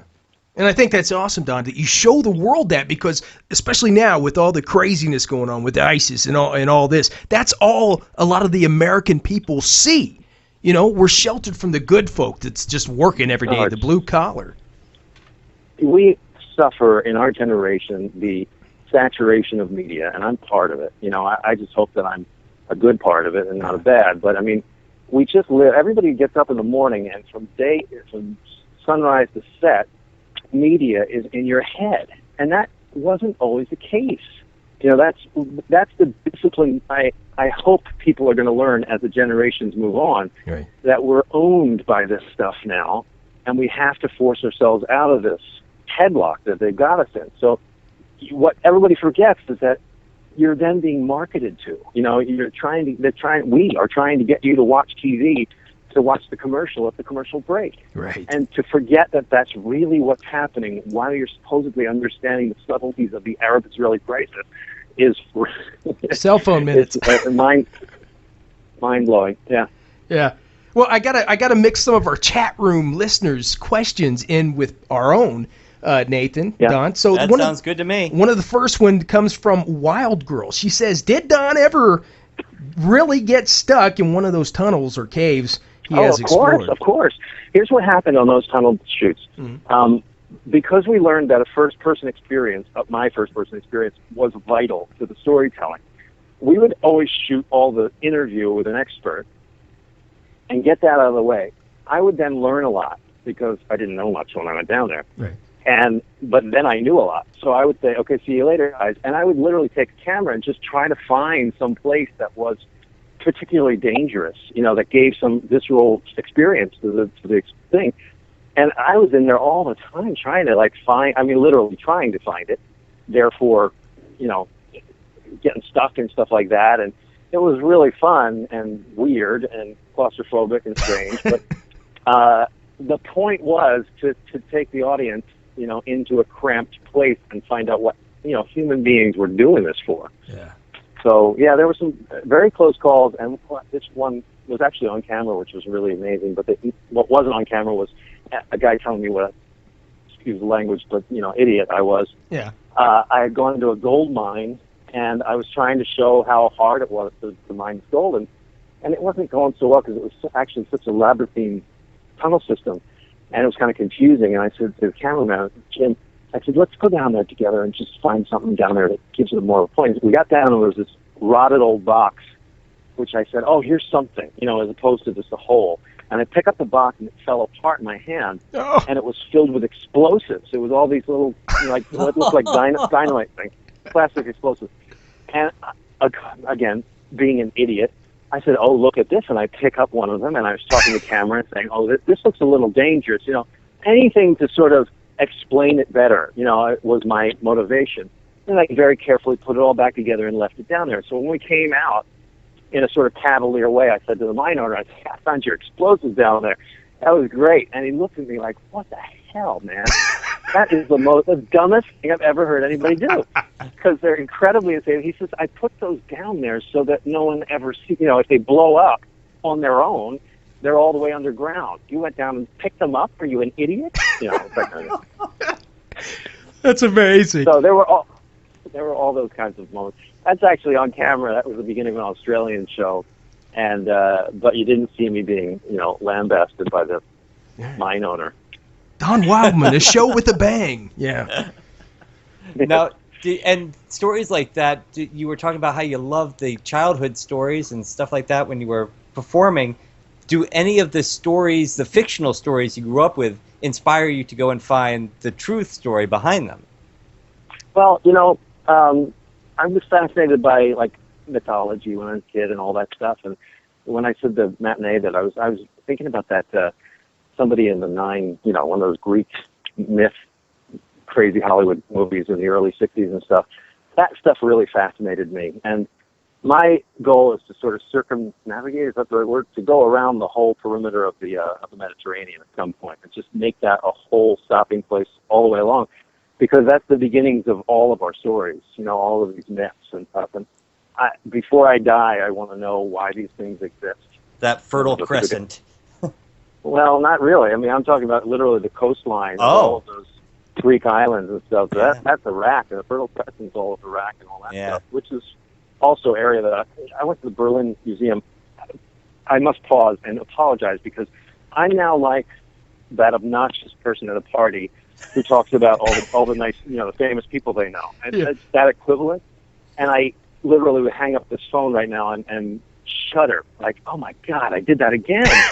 Because it's exciting to me to tell these stories, but if I wasn't me and I'm hearing this, it's so obnoxious. Like, no, everybody's loving it. Everyone's loving it. We got a couple really exciting shoots coming up through the summer. I can't tell you where they are because I would be reaching my contract, but it's getting very exciting. I'll tell you, Turkey is on the horizon, and to go back to these places and tell these stories and get more and more. What's really exciting to me is that when you get sort of a level going of notoriety of any kind, you start building on it, and it's really fun to go into these offices and say, it's working, so I'd like to do it even more, and that's so gratifying and flattering and wonderful. And so we're going to be able to do some stuff this summer that's really, really thrilling in the mode that we're doing, because that's what's really fun, is that we've got a foothold on a type of program that seems to work for people, where and I'm talking about Mysteries at the Museum right now, the sort of sampler format. Oh yeah. These guys, these programmers live their lives figuring this stuff out. It's fascinating to me. I'm on the sort of user end of their skills, where they sit around trying to figure out what this audience wants with all the testing and all the audience stuff and the ratings and so forth. All of this is a big laboratory for them to try to figure out what people want to watch. Yeah. And when you're into something that's the 8th season, that's a home run for these guys. So they're very excited about it. It's really gratifying, and they're good people and real sharp, and they're so used to hitting and swinging and missing, because that's an impossible formula to figure out. Right. That when they have something that's hitting well, it's really, really neat. Now, Don, from the chat room, we got another one. Ed Savage says, Don, you have done more than anyone I can think of, from wrestling alligators, walking on the edge of space of the Space Needle, to venturing into lost civilizations worldwide. So, what scares Don Wildman is the question, Don. Getting sick from asbestos. Yeah. And I probably sucked in, half a pound of asbestos in the time that we did off limits, and it wasn't funny. It was like there were people behind the camera, who had masks on, and I was not with a mask, and I was just not wanting to do that, and I was like, every time I thought, God, I don't want to get mesothelioma or whatever that is. Yeah. That freaks me out. It's a bummer of a topic. I don't want to talk about it, but those kinds of illnesses. What did I just hear about? Like some crazy thing. Somebody was talking about sewage and the biology that can come out of that, and I have spent so much time at sewers.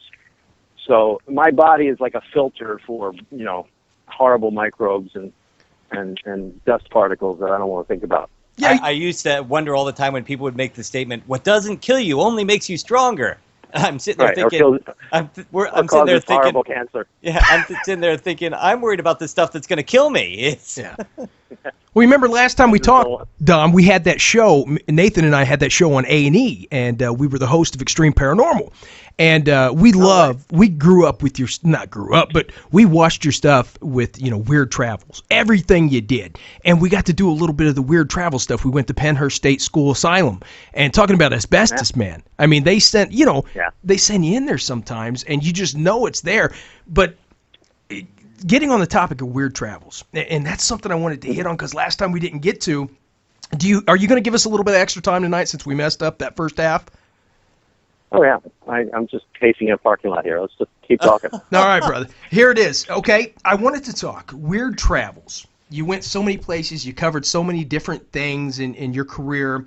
What about the legends? What's your personal opinions on, every town has one. The lizard people, frogmen.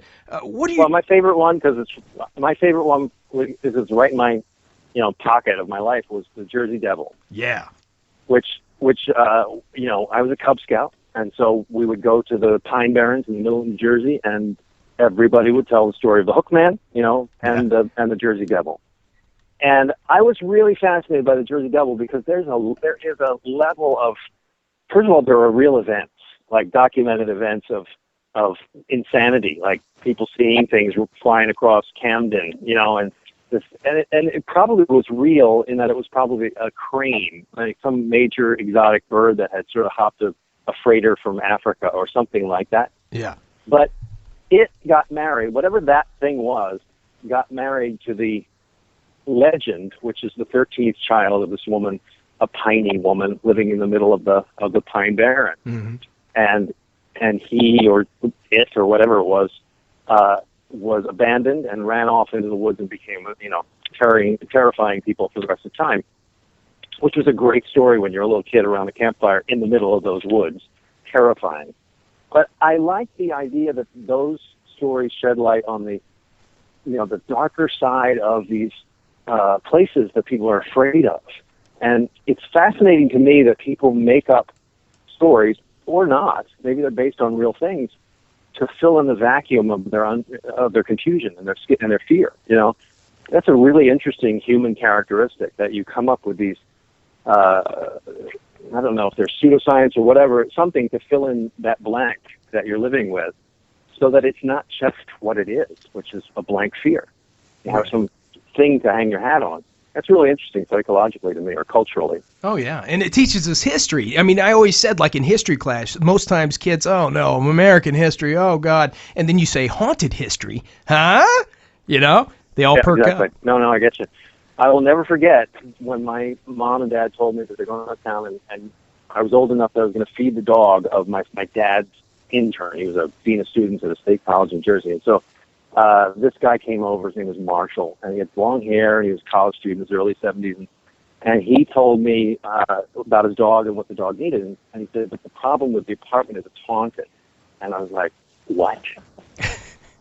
and he said, I just want you to know it's haunted, that there's a ghost in there, that he's really nice, but my wife has seen him, and I have seen him, and he's like a hobo character, and he's living in this house, and he won't hurt you, but he's there.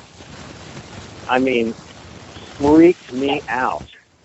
And so that Saturday, my job was to toddle over on my bike and walk up this back staircase to the second floor apartment and go into a haunted apartment and feed this damn dog. And I couldn't believe how scared I was. And to this day, my palms sweat. The idea that I would actually see this ghost and have this experience was utterly terrifying. And I can't believe how I'm even telling this now. It's 40 years later, and I'm still feeling those feelings. That's the engine of all of this, is that people are... Well, I never saw the ghost, by the way. I hate to be anticlimactic, but the guy wasn't there. And I wish I had, of course, tell a good story, but I also wish I would see a ghost, because these people who have, apparently, have this amazing gift. They know. And that which at least I can only speculate. But they don't only know that there's an afterworld or afterlife. They also know that spirituality truly exists, and that science doesn't answer all the questions, and that there's probably a god. You know, like, it's unbelievable what a key to everything that is.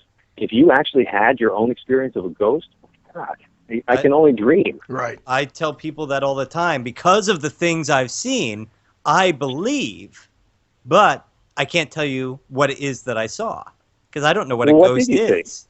Well, Sean and I have been on a few adventures where I started talking to a cameraman standing behind me, and he moved right to my side, and I turned around, and then I realized the cameraman was on my right, not my left.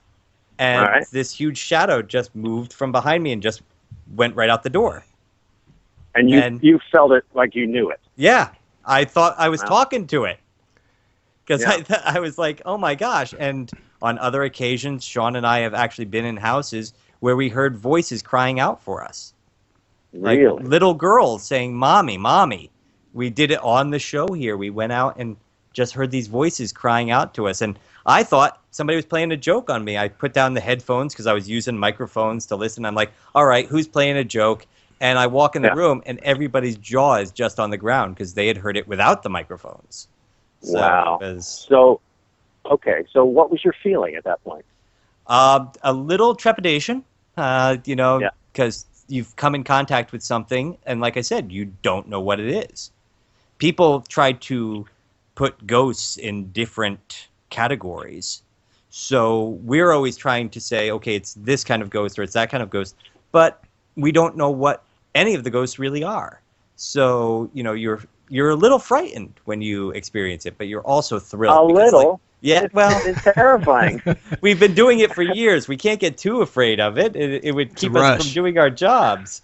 Yeah. But, you get this happens, and you're also filled with a thrill because you've just experienced something that, like you said, so few people get to experience and say, now I know there's something out there. And I can tell people now, I know there's something out there. So. An equivalent type of story, my dear brother-in-law, I'm very close to, a man who is a hugely successful lawyer in this world. Years ago, like 20 or 30 years ago, we were in some car. I think we drove across the country together. And he said, so when he was a college student, he was in Scotland backpacking, and they slept on the beach, him and his pal. And he said that he woke up in the morning and there was a huge noise, like a machine-type noise, and it woke him up, and he looked over, and the disc flew out slowly over the beach and out into the ocean. A flying saucer. And I listened to this, and we had barely a relationship in those days. My sister had just married him, and he's probably 8 years older than me. And life goes on. So years later, I say to him, come on, tell me that story again, and tell me you were just pulling a young kid's leg. And he says, no, it was true. And I'm like, God damn it, that's amazing. That is amazing. Chat room question to go along with this here. Jim in the chat room says that the museum he used to work in was haunted, and he had seen a ghost in there. If you were doing an episode that it was said to be a haunted museum, how would that affect your approach to what you were doing there? Oh, we would, you go real time with that. I mean, that's amazing. That's, I mean, that's what you live for, frankly, and you know that if you're doing TV about something like paranormal stuff. Oh, yeah. You live for that stuff. I've just recently gotten to be pals with Zach Bagans, who's just a delightful guy. I really like him. I've worked with Zach. Yeah, he's a nice guy. Yeah. Don, I got to tell you, getting on that topic about the UFO, stuff like that. Now, in the past, we've had Nick Pope, Stephen Bassett, forerunners with the whole Citizens on Disclosure. They had the hearing in Washington. You might have heard about it. And they're pushing for full disclosure, all that stuff. So, Nick Pope he's the ex-ministry, he was with the Ministry of Defense in Britain.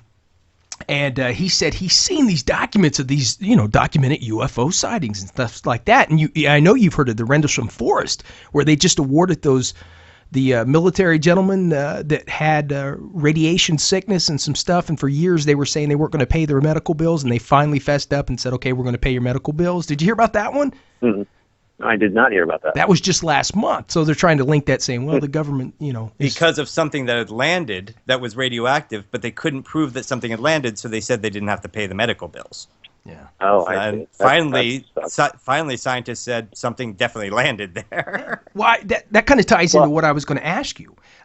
Some of these mysterious deaths that surround these UFO researchers and things like that. And I always thought, yeah, whatever. But I started researching it. 9 years of doing our radio show, you find out there is merit to it. There's truth to some of these stories. And I know not all of them are, government conspiracy, but like the story of Phil Snyder. He said he worked at the Dulce underground military base. He said that there was alien bases and they got in this big gunfight and whatnot with these alien gray aliens.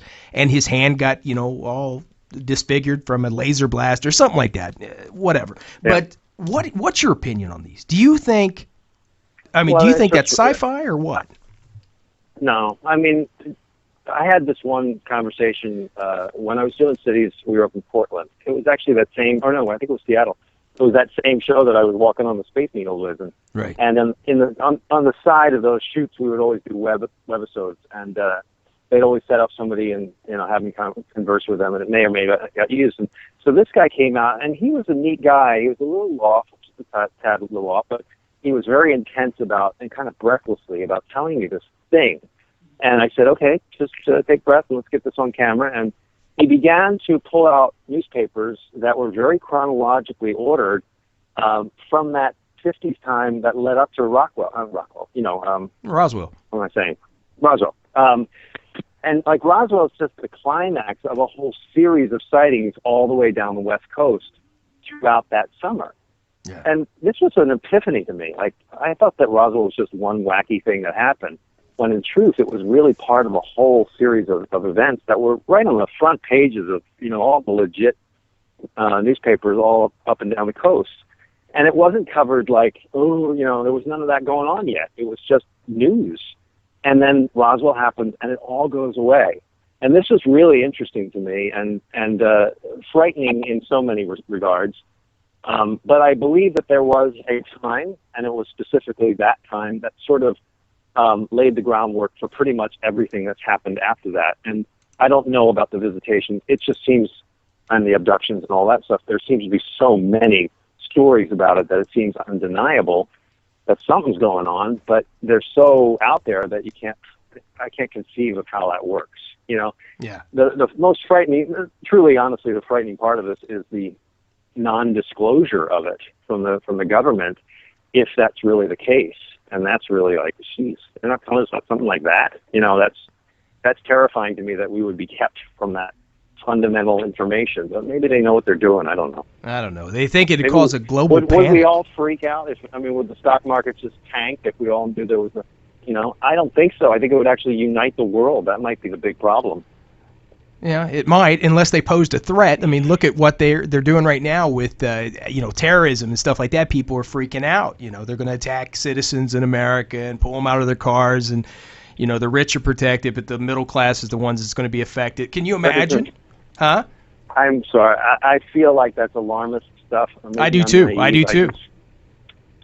It just seems like more of the same of what I was saying before, where the media grabs a hold of a headline that's going to keep people watching, and they go crazy with it to the point of terrifying all of us. I totally agree, and, Don. You can't compare terrorism, which is a terrible thing and horrible and cruel and everything, to World War One. There's no comparison. Right. And we look at these world events as if, oh my God, this thing is going to. We must lock ourselves in our rooms. When Hitler was far worse than anything ever imagined by a terrorist. Oh yeah. Hey, did you get your pilot's license? What's that? I know you were working up. You were logging your flight hours. Did you finally get your airline license, your pilot license? No, I gave up on it for the time being. I concentrated on sailing. I just got my license to sail a 38-foot boat, and I'm going to focus on that for a while. My wife and I are moving from California to the East Coast, and I needed to find a real good reason for that for myself, an extra good reason, which was sailing around the New England waters. So I decided to focus on that for a while and not crash a plane. Yeah. Yeah, well, I knew you were into aviation. I was going to ask you about that, too, because, there's hundreds, or if not thousands of hours of documented air traffic controllers getting calls from trained airline pilots saying they're seeing these cigar-shaped UFOs and stuff like that. Have you ever ran into anybody that's given you, like, an airline pilot since you did that for a while? Just the people on the show. Just my only experience are the people on the show. Those people, and they're all very convincing and very, very intelligent people. Again, I can't. What befuddles me is who is the organizer of the cover-up. Like, they've got to be brilliant about sucking all this stuff up and then not disclosing it further. That would be like a genius system, and I don't think the government's capable of doing that. So, basically it's people who just want to get on with their lives and not talk about this that much. Right. I guess that's really the disorganization of it all. Yeah, it seems like the stories we tell on the show are often, really good people who are almost pissed off about having their lives derailed by this thing that happened to them, and suddenly they have to answer for not only the thing that happened, but all everybody else questioning that. And it's like, I didn't do anything. I was just driving down a road, and suddenly this thing came down, and I feel sorry for them most of all. Now, I wanted to ask you, because the last time you were on the show, you told us the story about how you snuck into this one place with the Urban Explorers, and the network said, "Yeah, we can't use that." Right. How many times do you film something and all of a sudden you say, "We might have pushed that a little too far. Let's get out of here so you don't get arrested"? That was a big lesson. Basically, we could be, we knew that we would be wasting our time to push that limit. There's so many more appropriate outlets than television for that stuff nowadays. Those guys, my favorite are those guys in Eastern Europe who go in with like gas masks and stuff and take these weird pictures in those. There's a great book called Beauty and Decay. I think it is a beautiful book. You know that book? And yeah. That was my Bible when we were pitching Off Limits, because at first they wanted a real Cities of the Underworld show, and I said, have you looked at this stuff? And there was a great guy there who I found very creative, and we looked through it. I sent him the book, and we kept looking through it and talking to each other and saying, this is really hot. This is a great, great untapped, exploration genre. These people who are doing this stuff. And I wanted to be one of those guys. I wanted to be in that gas mask and do those shots and be weird. Yeah. And but you have to do it illegally. To do the good stuff, you have to do it illegally. So TV is big. Commercial television is too liable for lawsuits and stuff, and it wasn't going to work out that way. So anyway, I was going to say there's so many more, online things to do with that kind of stuff, and those guys, God bless those people, because they really need to keep documenting those structures before they come down. Yeah. Now, Don, we got another question from the chat room. Comes from Ed Savage again. He says, in Ethiopia, you climbed up a mountain to a holy place. The symbols on the walls were amazing, and it was a little intimidating to me. Being in a holy place, how did it make you feel? Oh, man, that was one of the great, top 5 experiences of my life. Exalted. The words are, I'm befuddled how to start this. Ed Savage needs to send me a Facebook message, and I'll put more. But heard that, Ed? Specific to that experience was the understanding of why that cave was up there, which was there was a 3rd century, I believe, Treaty of Nicene, I think it's called, and I'm shaky on all this, but it was one of the fundamental moments of Christianity when Christianity had moved from Rome to Constantinople. And I'm not going to get into it. It will bore you, and I'm not good at it. But there was a schism in how they looked at Christ, the definition of who Christ was. And those who chose the heretics as a result of that debate had to get out of town. And a lot of those guys went to Ethiopia because it had a Judeo basis, because the tribes had come down from the Saudi Peninsula and crossed that small amount of ocean and ended up in Ethiopia. So there was sort of a fertile bed for things like this. And so the Ethiopian Orthodox Church comes out of this. But they had to head for the hills, literally. And they went up those mountains in northern Ethiopia, which were diggable, soft tufa kind of rock, and made those rock-carved churches. And there's hundreds of them along this ridge in Tigray. The area is called Tigray. And it's one of those things that you can do in the world that isn't that complicated to do if you put your mind to it. But one day everybody will do it because it's just too cool for words. They're like going to build an Epcot part of Epcot about the Ethiopian churches because it's undiscovered, but when it is, it will be everybody doing it. It was about a 3,000-foot hike up this mountain with a lot of camera equipment, and every time I did those kinds of shoots, I was on camera a lot looking really worried and anxious, and it was true. Not because I was going to fall over and die, but I was trying to think of how I was possibly going to communicate this to the camera without any script or anything, and half the time without the knowledge of what I was talking about, just trying to find some clever thing that wasn't a waste of time. And that climb up that hill, I remember a frantic amount of that going on in my head. Yeah. And stopping and because you have to remember when you're a guy on TV in this position, and this doesn't go for somebody who has a PhD and has every reason to be doing what he is, but like a guy like me who just tripped into this good luck thing, you have thousands of dollars a day being spent on documenting what you're doing. Right. And it's pretty intimidating when a lot of people's careers are wrapped up in what you say, and what you're going to do and how you behave off camera as well.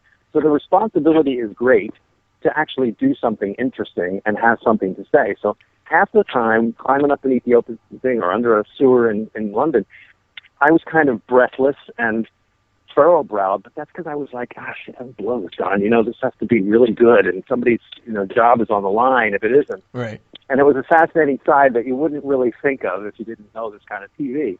But it comes across looking like a guy who's just worried he's going to fall off a hill, when there's actually some other level going on altogether. So a lot of that was going on that day. Ethiopia all over the place is a huge underground because they didn't have a lot of resources to build up, so they dug down. And there's a place called Lalibela, which even more than Tigray is speechless. You're speechless.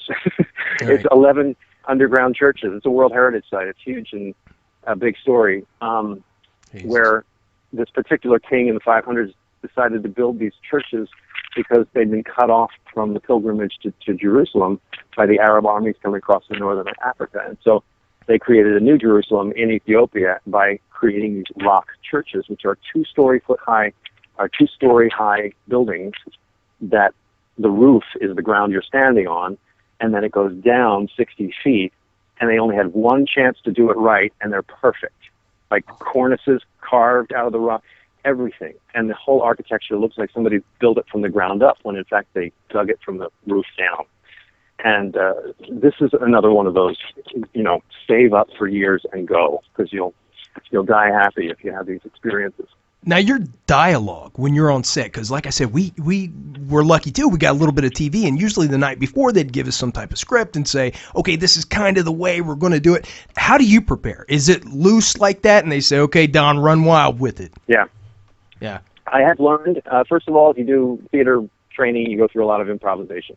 Yeah. And the improvisation training is invaluable if you become a banker. It doesn't matter. To be an improvisational person is the magic, the trick of life. I am convinced. And you walk into a room, you don't know what's going to happen.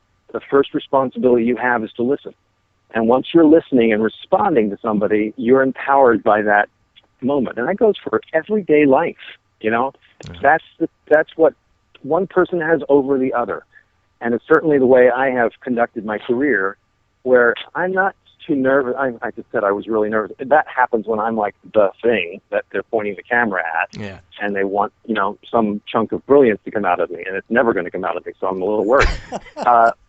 In the situations where I have dialogue, which is two people talking, I'm just going to listen to that person and respond, and they give me what I need. And sometimes that's nothing, and already that's a gift because I know I have to help them, but it's working off the other person, and that's the fundamental of improvisation. So that's where the acting training, works for everything. And we found it interesting when we were filming with the run and gun technique. They wanted us to say everything we were doing as we were doing it. And it's not something you do in everyday life. Yeah, less is more. I mean, I really found that you have to be natural. Like life is. I mean, TV and theater is about mimicking life, and that's a really fascinating thing that I remember learning as a theater director, which I did for years in New York. And you talk to the young actors and try to get them to understand. You don't have to force it. Just come on. Less is more always. And what you're really telling them is the audience is going to know you're faking it the second you start faking it. Right. So your rehearsal process is about learning to be yourself here, and relaxing and finding that truth in the scene instead of trying to project yourself into it and force it. More times than not, that's about listening instead of talking, which is what life is all about too. You're listening to me right now, waiting for me to stop talking, thinking about what you're going to say, and that dynamic between us and even the listener at home is the truth of life, and that's natural human communication and natural behavior. And that's what everybody on TV and film is trying to do. It's just really hard to do when you got cameras and lights pointed at you and a whole bunch of other obstacles. So I really like that stuff. I like that game of trying to figure out how to mimic life that people buy it. The Secret of Life by the Wildman. I love it. That's a new book. And it's funny because for years when Sean and I first started doing this show, in the beginning, nobody knew that we weren't in the same studio at the same time. Yeah, exactly. Because we listened, projecting a reality. Yeah, we listened to what the other one was saying, and when we knew when he takes a breath here, I can respond, and that's just the way you learn to work with it. That's exactly why they know I'm not in. They know I'm pacing around a parking lot in Pennsylvania right now because I can't do that with you. Right? I'm tripping over your words and stuff. But human beings know human beings really well. Like, we're all experts at each other. And so if you watch a bad movie, you're watching, it's bad because it's not like life. The writing's bad or whatever it is, but the acting, it's forced. You know it because you know life really well. All of us do. What are we talking about? You're paranormal guy. Hey, we're all over the place, man. I love it. We're entertaining paranormal guys. The city of Echo. I'm thinking about somebody in Nebraska who's listening to this thing going, I wanted to hear about ghosts. Is this Don Wildman? Yeah, but the city of Echo, I believe I'm pronouncing that right, right outside of Jerusalem. You went there. Yes. We was talking about the Knights Templar. Echo, yeah, absolutely. Knights Templar, all that stuff. It brought up incredible. Oh my God, it was an amazing episode that you did. I couldn't even imagine, but Sean still thinks that because I'm a Mason, I'm trying to take over the world. Yeah, New World Order, man. But no, it's amazing that I work with the Masons fairly frequently. Not so much the last couple of years, but I have some really dear friends, and I was hosting a show with oh my God, there's an old comedian whose name is now escaping me, but he's a Mason and he has helped them. It's like Joey Bishop, but not Joey Bishop. It's one of those guys, and he's an old Mason guy from way back, and so he hosts this online, like an online charity show for all the Masonic lodges across the country to raise money for the National Temple, the one on 15th and something K or something like that in downtown DC, and you start meeting these 33-degree guys, and they're heavy duty. They're very cool people. Oh yeah, they have worked really hard. So you're a Mason? Yes, I am. I actually got my 5-year pin for the Masons last week.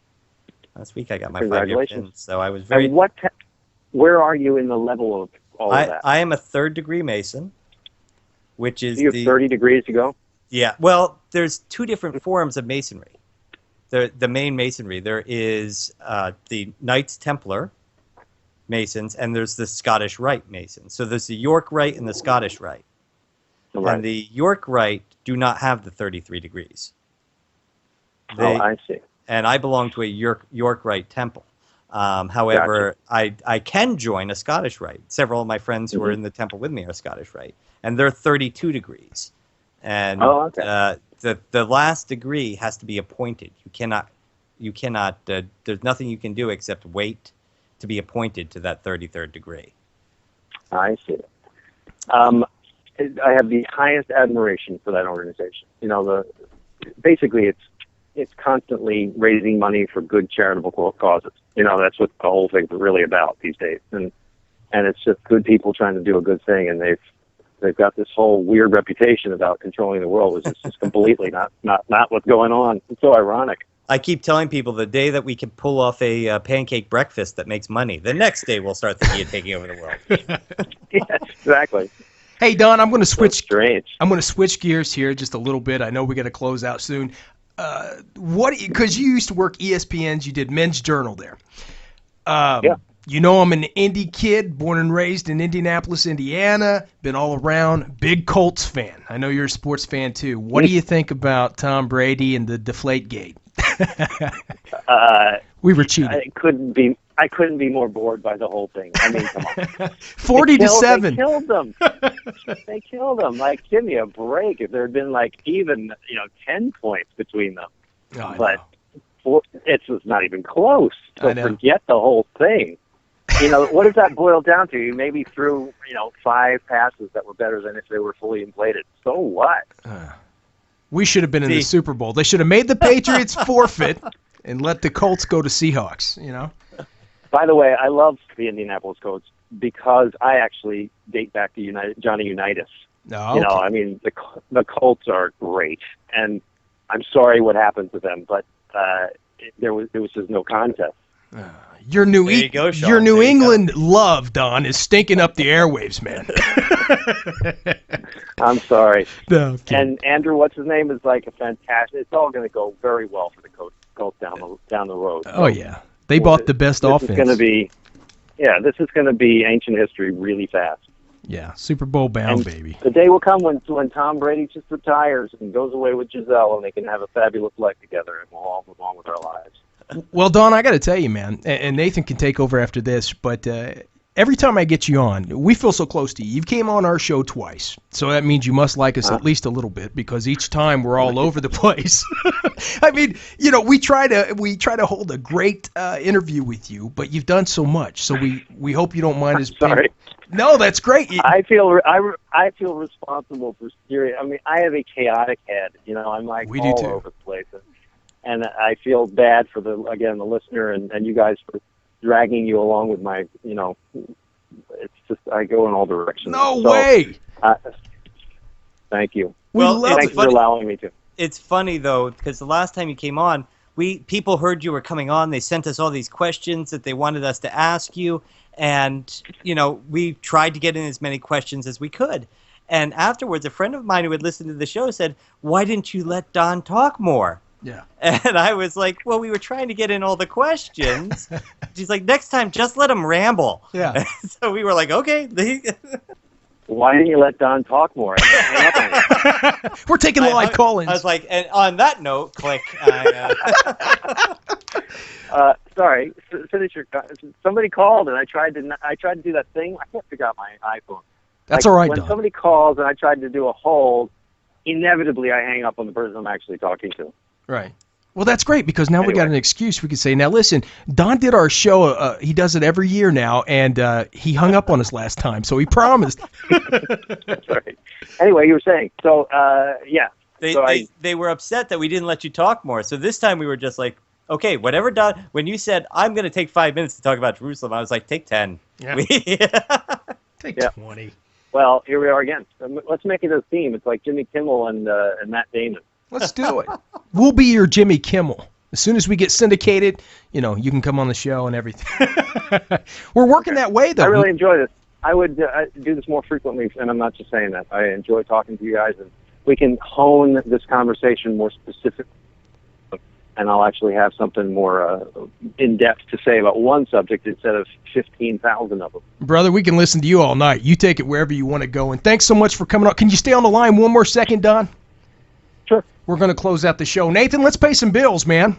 We got to do it, because otherwise we'll be here till the sun comes up. Don Wildman, everybody. Mysteries at the Museum. Wow. Knock my socks off. Huh? I'm lost. Anyway. Okay, I'm good.